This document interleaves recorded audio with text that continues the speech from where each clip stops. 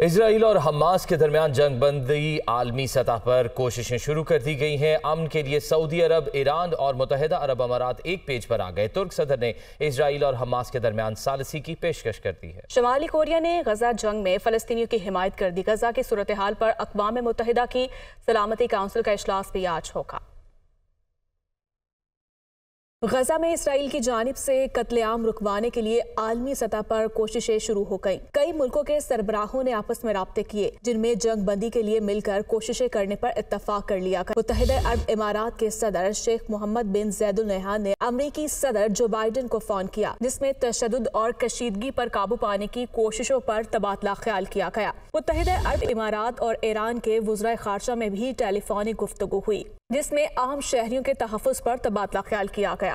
Iran के सदर इब्राहिम रईसी ने सऊदी वली अहद शहजादा मोहम्मद बिन सलमान को फोन किया, जिसमें दोनों रहनुमाओं ने फलस्तीनियों के खिलाफ जंगी जुराइम के खात्मे पर इत्तफाक किया। सऊदी वली अहद ने तुर्क सदर से भी राब्ता किया और इसराइल की जानिब से फलस्तीनी शहरियों को निशाना बनाने की मज़म्मत की। चीन, रूस और शाम ने भी इसराइल हमास तनाज़ा के दो रियासती हल पर जोर दिया। अरब लीग इजलास के मुश्तरका एलामिये में आलमी बरादरी से जंगबंदी के लिए फौरी कोशिशें करने का मुतालिबा किया गया। अक़वाम मुत्तहिदा की सलामती काउंसिल का इजलास भी आज हो रहा है, जिसमें गजा की सूरत हाल पर गौर होगा। उधर शुमाली कोरिया ने गजा जंग में फलस्तीनियों की हिमायत कर दी। शुमाली कोरिया के हुकाम का कहना है कि गजा में होने वाली खून रेजी का जिम्मेदार इसराइल है। ये जंग इसराइल की तरफ से फलस्तीनियों के खिलाफ मुसलसल ज्यादतियों की वजह से है। किम जोंग इन ने मजीद कहा कि फलस्तीन अरबों और मुसलमानों तक मुनहसर नहीं, बल्कि ये उनकी आज़ादी का मसला है।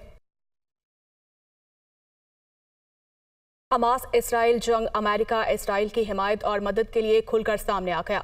अमरीकी वज़ीर ख़ारजा एंटोनी ब्लिंकन इसराइल के दौरे पर तिल अबीब पहुंच गए।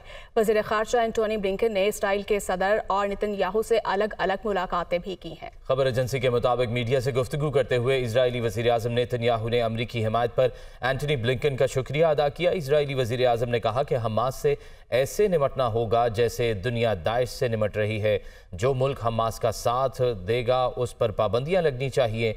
अमरीकी वज़ीर ख़ारजा ने हमास को दहशतगर्द तंजीम करार देते हुए कहा कि इजराइल के साथ खड़े हैं। हमास का एजेंडा इजराइल और यहूदियों को ख़त्म करना है। हमास के हमलों को की कोई वजाहत नहीं की जा सकती। हमास फ़लस्तीनियों की तर्जुमानी नहीं करता। खबर एजेंसी की रिपोर्ट के मुताबिक एंटोनी ब्लिंकन ने हमास पर जंग के दौरान बच्चों को कत्ल और नौजवानों को जिंदा जलाने का इल्ज़ाम लगाया।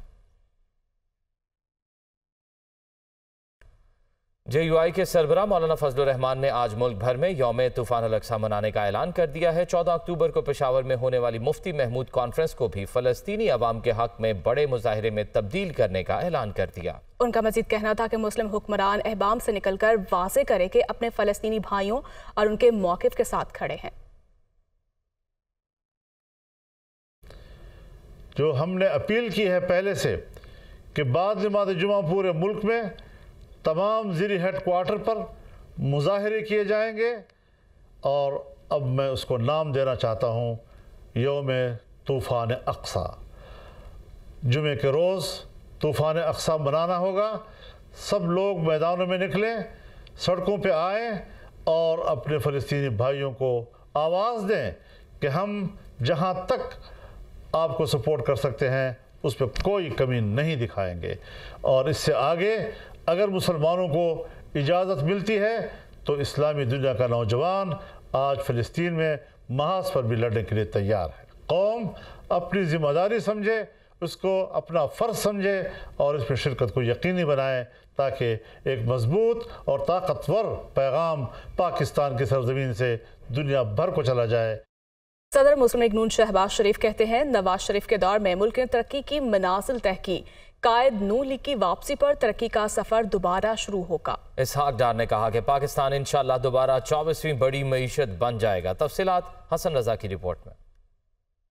नून लीग के सदर शहबाज शरीफ का लाहौर मॉडल टाउन में पंजाब ताजिर कन्वेंशन से खिताब। बोले, माशी तरक्की के लिए पहले सियासी इस्तेहकाम लाना पड़ेगा, हमें इस मुल्क से तकसीम को खत्म करना होगा। उन्होंने कहा कि नवाज शरीफ के दौर में गालम गलोच नहीं बल्कि तरक्की हुई। पाकिस्तान को पैरों पर खड़ा करना है तो शोहदा की तौकीर करना जरूरी है। नवाज शरीफ 21 अक्टूबर को पाकिस्तान आ रहे हैं। अल्लाह को मंजूर हुआ तो पाकिस्तान तरक्की का सफर दोबारा शुरू करेगा। नवाज शरीफ इंशाअल्लाह 21 अक्टूबर को आज से ठीक 9 दिन बाद मीनारे पाकिस्तान पर तशरीफ लाएंगे।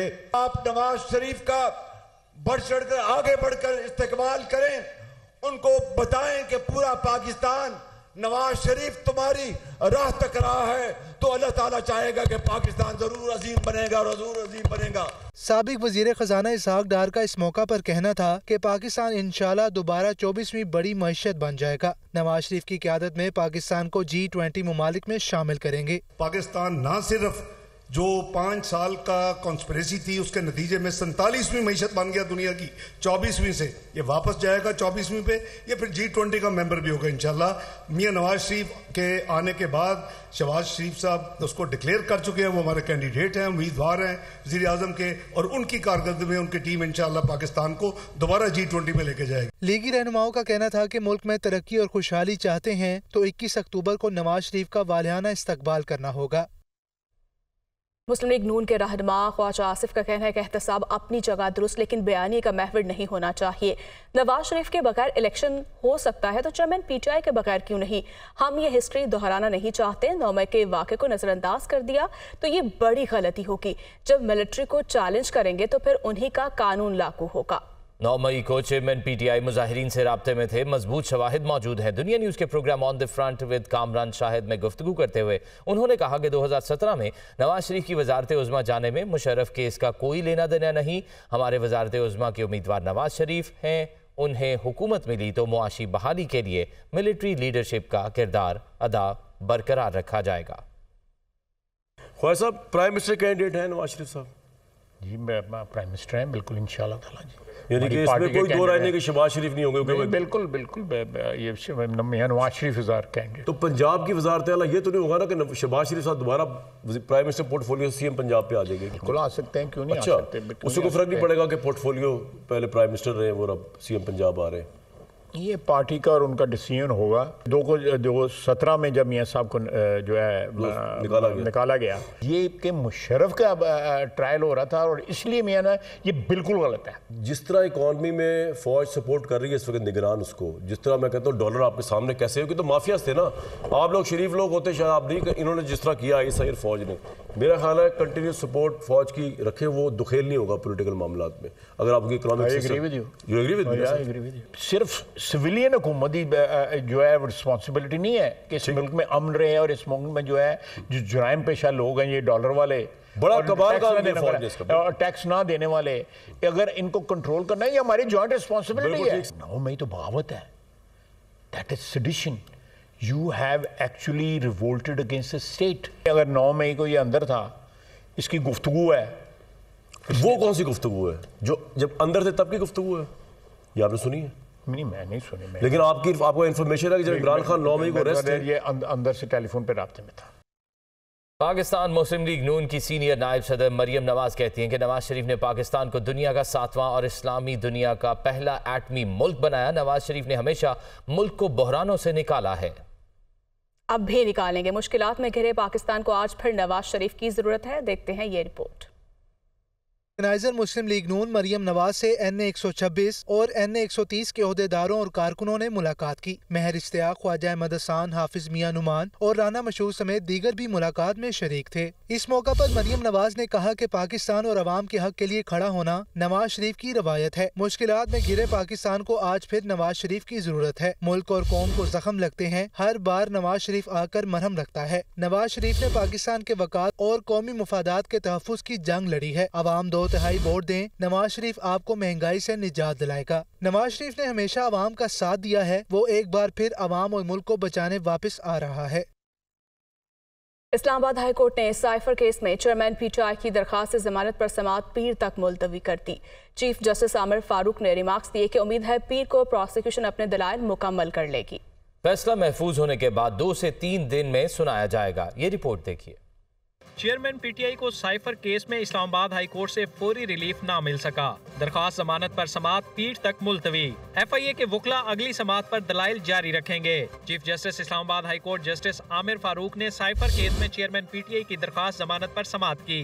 चेयरमैन पीटीआई के वकील बैरिस्टर सलमान सफदर ने मौक़िफ़ अपनाया कि तहरीक अदम एतमाद की कामयाबी के बाद शहबाज शरीफ वजीर आज़म बने तो उन्होंने साइफर के मामले पर कौमी सलामती कमेटी का इजलास बुलाया। इजलास के बाद जारी किया गया इलामिया भी रिकॉर्ड पर है। शहबाज शरीफ के वजीर आज़म बनने के 5 माह बाद काबीना ने साइफर की गुमशुदगी का मामला FIA को भिजवाया। सवाल ये है कि साइफर की कापी मौजूद नहीं थी तो शहबाज शरीफ ने कौमी सलामती के इजलास में बगैर साइफर कैसे शिरकत की? अगर तब साइफर मौजूद था तो फिर 5 माह तक साइफर शहबाज शरीफ के पास रहा, लेकिन FIA ने अपने मुकदमे में उन्हें मुल्जिम नामजद नहीं किया। सलमान सफदर ने साबिक प्रिंसिपल सेक्रेटरी आजम खान की गुमशुदगी की FIR अदालत में पेश करते हुए दलाइल दिए कि गैर कानूनी हिरासत में मौजूद शख्स के बयान की कोई कानूनी हैसियत नहीं। रिकॉर्ड की हिफाजत आजम खान की जिम्मेदारी थी। चेयरमैन पीटीआई बतौर वजीर आजम साइफर साथ ले गए थे तो इस मुकदमे में आजम खान को मुद्दई होना चाहिए था। दफ्तर खारजा भी मुकदमे का मुद्दई नहीं बना। इस केस से पाकिस्तान की जग हसाई और बदनामी होगी। चेयरमैन पीटीआई और वाइस चेयरमैन शाह महमूद कुरैशी के खिलाफ मुकदमा सियासी है।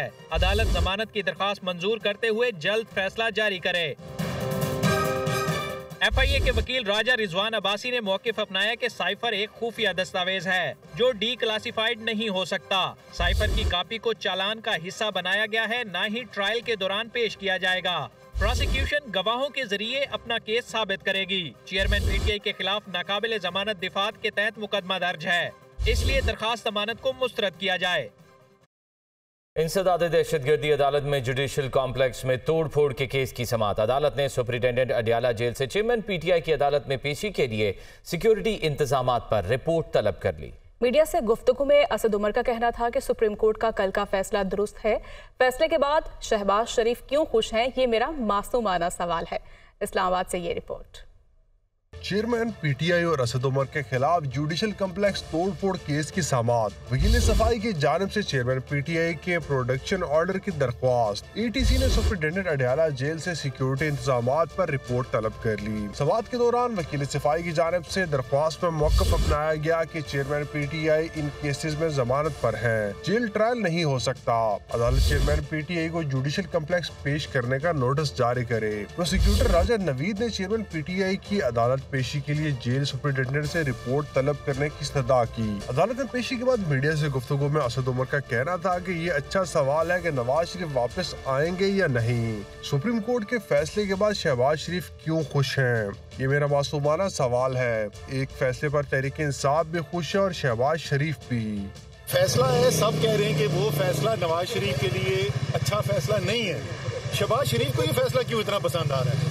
एक फैसले के ऊपर तहरीक इंसाफ भी खुश है और शहबाज शरीफ भी खुश है, बड़ी बात है ना। इंसदाद दहशतगर्दी अदालत ने सुप्रिंटेंडेंट अडियाला जेल को वजारत दाखिला से मुशावरत के बाद 24 अक्टूबर तक रिपोर्ट पेश करने की हिदायत की है। जड़ावाला में गिरजाघरों की मुरम्मत के बाद बैनुल अक़वामी मीडिया के 10 नुमाइंदों ने दौरा किया है।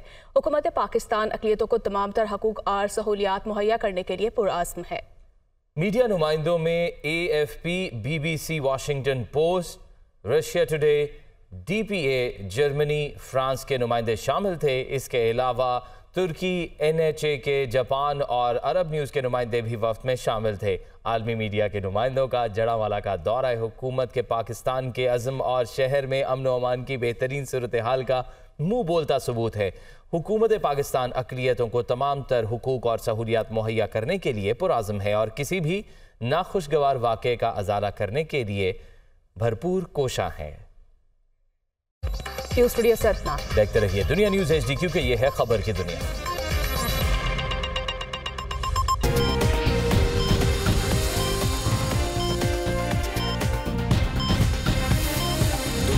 खबर की दुनिया।